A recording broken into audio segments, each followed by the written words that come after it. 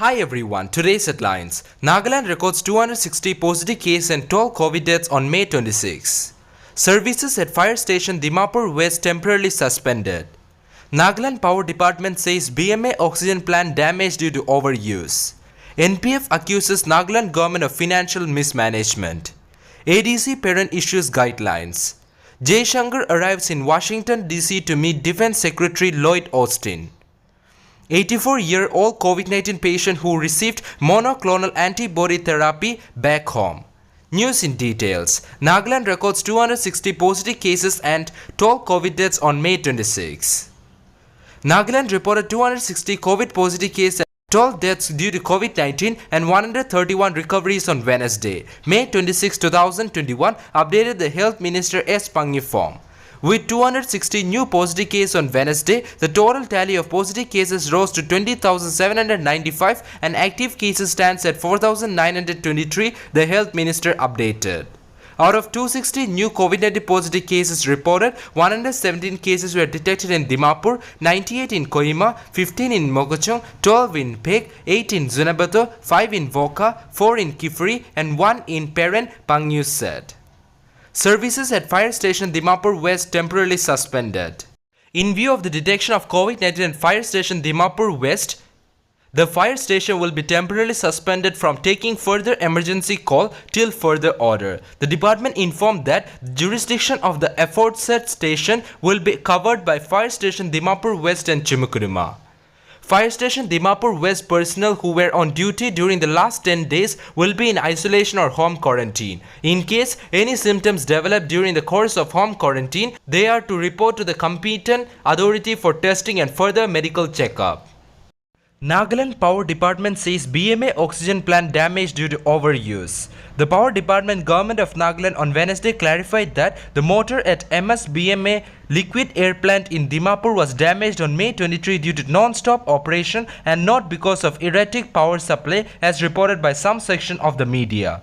The executive engineer of Dimapur Electrical Division, Imsen Kaba, stated in power outage report which was submitted to the chief engineer that the proprietor admitted that the motor got damaged due to continuous use to meet ever-increasing demand for oxygen. NPF accuses Nagaland government of financial mismanagement. The Naga People Front on Wednesday has accused the state government of supposed financial management, stating that it has not revealed any of its collection or expenses of last year's budget. The party said that the spending from the 15% pro rata cut from non-planned collection was not disclosed in public domain, while the 20% increase for 2021-22 from non-plan has also remained a secret. A statement from NPF said, normally the plan and non-plan chargeable head are under different category of funding, and after having exhausted of non-plan fund from the pro rata cut, there is no sign of any development activities from out of the plan fund in the state. ADC Parent issues guidelines. Additional Deputy Commissioner Parent Matung, following a meeting on May 21, issued certain guidelines in Parent District according to DIPR update on Wednesday. Transportation of essential commodities into Parent to be done with a limited time period. Shops to be open from 6 am to 12 noon. The DEF along with PTYO volunteers would monitor for social distancing and compulsory wearing mask. Private cars also allowed for facilitating of carrying essential goods. Private vehicles to other district for procurement of medical and emergency would be allowed on permission. On entry to the district, it would be sanitized between 6 am to 6 pm. The president of Trader Union, Parent, has been directed to supervise and maintain the SOPs. The MS District Hospital has informed that the existing OPD has been converted into a COVID hospital due to rise of COVID-19 positive cases in the district, and subsequently decided to identify a fresh building for emergency OPD within the town. Jaishankar arrives in Washington, D.C. to meet Defense Secretary Lloyd Austin. External Affairs Minister S. Jaishankar, who is currently on a visit to the United States, arrived in Washington, D.C. on Wednesday for a series of meetings with key officials of the Biden administration, including Secretary of State Antony Blinken.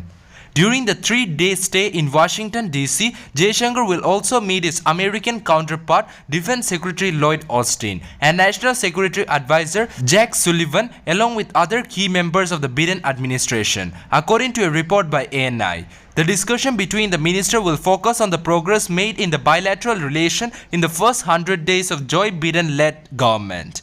The decision will also lay the groundwork for the rest of the term of US President Joe Biden. 84-year-old COVID-19 patient who received monoclonal antibody therapy back home. An 84-year-old COVID-19 positive man who was given monoclonal antibody therapy in Gurgaon, which is said to reduce the chance of hospitalization by 70% in patients with mild to moderate symptoms, is back to his home, hospital authorities said on Wednesday. After being kept under observation, he was sent home yesterday only, a spokesperson of the hospital said. An official of the hospital claimed it was Delhi NCR's first case of monoclonal antibody therapy for a COVID patient suffering from COVID-19. Singh is the first patient to receive monoclonal antibody therapy at Medanta, Gurgaon, he said. The antibody combination of Kesarivimab and Amdevimab, now available in India, is a cutting-edge treatment that will provide protection to COVID-19 positive patients with mild or moderate symptoms before they deteriorate further or require hospitalization, the hospital said in a statement. That's all for now. To get this latest news, don't forget to subscribe this channel. Thank you.